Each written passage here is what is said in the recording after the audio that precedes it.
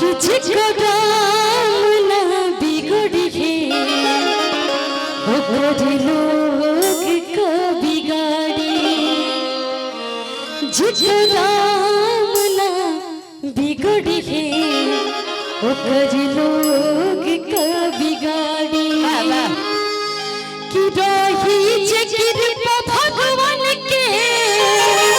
रही जे कृपा भगवान के अनिर्बल न को बुहारी कहल गेलो भैया कि भगवान के मर्जी के बिना एगो पत्ता ना डोल सकेला तो इंसान का कर सकेला है ना। लेकिन कहे के भैया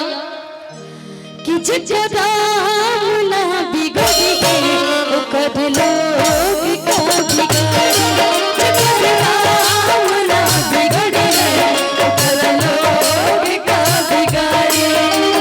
राही जे कृपा भगवान के राही जे कृपा भगवान के निर्मल लगा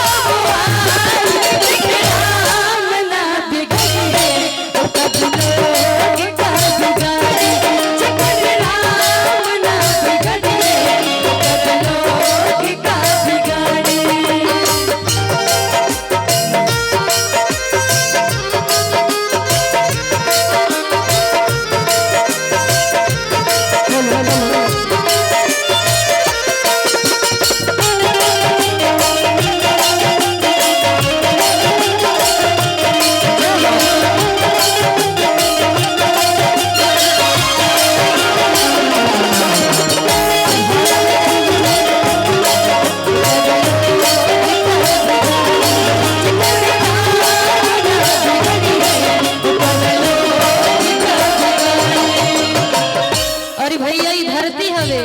जब केहू आगे बढ़ेला ना